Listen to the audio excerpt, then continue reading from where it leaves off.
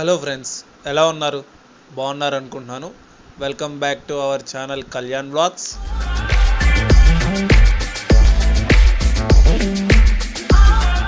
మొదటిగా ఈ వీడియో చూస్తున్న ప్రతి ఒక్కరికి నా ఒక చిన్న రిక్వెస్ట్ ఫ్రెండ్స్, నా వీడియోస్ కానీ మీకు నచ్చుంటే ప్రతి ఒక్కరూ సబ్స్క్రైబ్ చేసుకోండి. మీరు సబ్స్క్రైబ్ చేసుకుంటేనే నేను ఇంకా ఇలాంటి వీడియోస్, ఇంకా మంచి వీడియోస్ మీకోసం అయితే తీసుకొస్తుంటాను. పక్కనున్న బెల్ ఐకాన్ యాక్టివేట్ చేసుకోండి. అందరికన్నా ముందు మీకు నోటిఫికేషన్ ద్వారా అయితే మీకు వస్తుంటాయి. సో మీ యొక్క చిన్న సపోర్ట్ నాకైతే కావాల్సి ఉంటుంది ఫ్రెండ్స్. ఒక రిక్వెస్ట్ వచ్చి మీరైతే ప్రతి ఒక్కరు సబ్స్క్రైబ్ చేసుకోండి.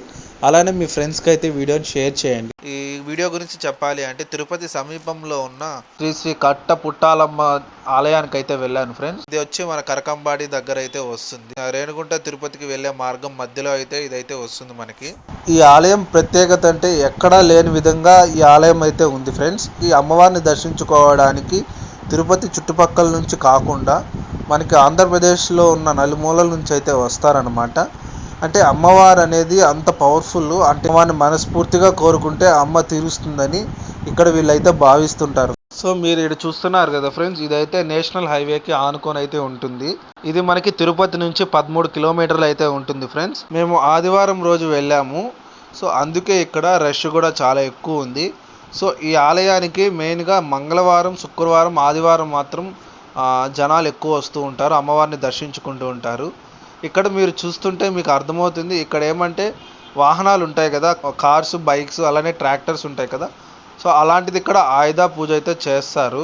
సో ఫ్రెండ్స్, ఇక్కడైతే మనం ఆలయం ఎంటర్ అవుతానే మీకైతే ముందర ఒక పెద్ద మట్టి కుప్ప అయితే వస్తుంది ఫ్రెండ్స్. ఇది వచ్చి ఏమంటే జాతర సమయంలో మనకి ఇక్కడ ఒక గుంతలాగా తవ్వుతారు. ఇక్కడైతే అమ్మవారికి బలిస్తారనమాట, దున్నపోతుని బలిస్తారు. సో ఆ బలిచ్చిన దున్నపోతుని అందులోనే వేసి కప్పెడతారనమాట. ఆ ఇయర్ కాకుండా నెక్స్ట్ ఇయర్ వచ్చే జాతర నాటికి మళ్ళీ తవ్వితే అక్కడ వచ్చి ఆ దున్నపోతుకి సంబంధించిన ఆనవాళ్ళు, అంటే ఎముకలు కూడా కనపడవని అంటారు. సో ఇది అమ్మవారి ప్రత్యేకత, అమ్మవారి మహిమ అని కూడా ఇక్కడ ఉన్న వాళ్ళు అయితే నమ్ముతూ ఉంటారు ఫ్రెండ్స్.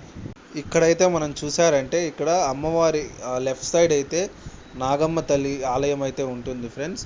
సో ఇక్కడ మనకి రాగి చెట్టు, వేప చెట్టు రెండు కలిసి అయితే ఉంటాయి. సో ఇంకా ఇక్కడ మేమైతే ఆదివారం రోజు వెళ్ళాం కాబట్టి ఇక్కడ రష్ అయితే చాలా మంది ఉన్నారు.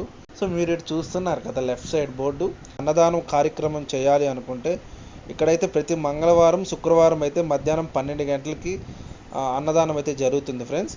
సో అందువల్ల ఎవరన్నా అన్నదానానికి విరాళాలు ఇవ్వాలనుకుంటే సో వాళ్ళైతే మనకి ఇక్కడ రసీదు అయితే ఇస్తారు. సో ఇక్కడ వీళ్ళు రసీదు తీసుకుంటే ఇక్కడ అమ్మవారికి అయితే మంగళవారం రోజు, శుక్రవారం రోజు అయితే మధ్యాహ్నం 12 గంటలకు అన్నదాన కార్యక్రమం అయితే ఇక్కడ జరుగుతుంది. మనకి ఈ విధంగా అక్కడ స్వరంగంలో అయితే మనకి అమ్మవారు అయితే దర్శించుకోవచ్చు. సో నేను రష్ ఉండడం వల్ల లోపలైతే వీడియో రికార్డ్ చేయలేకపోయాను. ఈ విధంగా అయితే అమ్మవారు మనకైతే దర్శిస్తారు. అంటే ఇలానే కాకుండా మనకి వివిధ రూపాల్లో అయితే అమ్మవారిని అయితే దర్శిస్తారు. ఇక మనము ఈ ఆలయం ఎలా నిర్మించబడింది, అమ్మవారు ఎలా వెలిసారని తెలుసుకుందాము. పూర్వము వ్యాపారస్తులు ఉంటారు కదా, సో వాళ్ళు మిరియాలు తీసుకొని వెళ్తూ ఉంటారు అనమాట ఎద్దల బండిలో. సో ఎద్దల బండిలో మిరియాలు తీసుకొని వెళ్తూ ఉన్న సమయంలో ఒక ముసలి వచ్చి వాళ్ళని అయితే అడుగుతుంది, నాయన కొన్ని మిరియాలు ఉంటే పెట్టు, తలనొప్పిగా ఉంది అని అయితే అడుగుతుంది. సో అప్పుడు ఆ సమయంలో ఆ వ్యాపారస్తులు, అమ్మ ఇవి మిరియాలు కాదు, ఇవి జొన్నలని అని అబద్ధం చెప్తారు. సో జొన్నలని చెప్పి అక్కడి నుంచి వెళ్ళిపోతారనమాట. సో వాళ్ళు అమ్మే స్థలానికి వెళ్ళి చూసేసరికి అవి మిరియాలు కాదు, జొన్నలు అయి ఉంటాయి. సో ఇది చూసి ఏంటి ఇది మిరియాలు కదా మనం తెచ్చింది, ఎలా జొన్నలు అయ్యాయని ఆలోచిస్తుండగా ఆ ముసలవ్వకి అబద్ధం చెప్పాం కదా అనుకొని ఆ ముసలి అవ్వ ఉన్న ప్రదేశానికి అయితే వెళ్తారు. సో వెళ్ళి ఆ అవ్వనైతే అడుగుతారు, ఇవి మేమైతే మిరియాలే తెచ్చాము, సో మీరు అడిగారు కదా అని మేమైతే అబద్ధం చెప్పాము, మీరు దీనికి పరిష్కారం చేయాలి అని అయితే అడుగుతారు. అప్పుడు ఆ ముసలి అవ్వ అయితే చెప్తుంది, ఇలా ఇక్కడ మీరైతే పూజలు ప్రారంభించండి, నేను ఇక్కడ మీకు కట్ట పుట్టాలమ్మగా మీకైతే దర్శనం ఇస్తాను, ఇక్కడ గుడి కట్టించండి అని అమ్మవారైతే ఆ వ్యాపారస్తులకు చెప్తుంది. ఆ విధంగా ఆ రోజు నుంచి ఈ రోజు వరకు అమ్మవారికి అయితే పూజలు జరుగుతున్నాయి. సో ఆ రోజు వ్యాపారస్తులు అయితే ఈ విధంగా అమ్మవారికి ప్రతి సంవత్సరం జాతర చేయాలి అని అనుకుంటారు. ఇప్పటికి కూడా ప్రతి సంవత్సరం ఇక్కడ అమ్మవారికి అయితే జాతర జరుగుతూ ఉంటుంది.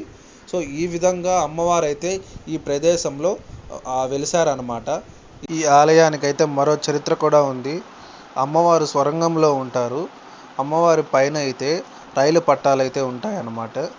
అంటే ఇక్కడ 2 పట్టాలు అయితే ఉంటాయి. ఒకటి ముందు వైపు, ఒకటి వెనక వైపు ఉంటుంది. అమ్మవారు అయితే మధ్యలో ఉంటారు. ఇప్పుడు మీరు చూస్తున్నారు కదా, అదే అన్నమాట రైలు పట్టాలు. సో అక్కడ నుంచి కింద అయితే అమ్మవారు ఉంటారు, పైన అయితే రైలు పట్టాలు ఉంటాయి. అమ్మవారి మీదుగా రైలు వెళ్ళడం అనేది నేనైతే ఎక్కడా చూడలేదు. సో మీరు ఎవరైనా చూస్తుంటే కింద కమెంట్ చేయండి. సో ఇది ఫ్రెండ్స్, సంవత్సరాల కిందట ఆలయం గురించి అయితే, అమ్మవారి చరిత్ర గురించి అయితే మీతో షేర్ చేసుకున్నాను. సో మీకు ఈ వీడియో నచ్చింది అనుకుంటున్నాను ఫ్రెండ్స్. మీకు కానీ ఈ వీడియో నచ్చుంటే please like, share, subscribe. Next వీడియోలో మళ్ళీ కలుద్దాం. అంతవరకు సైనింగ్ ఆఫ్.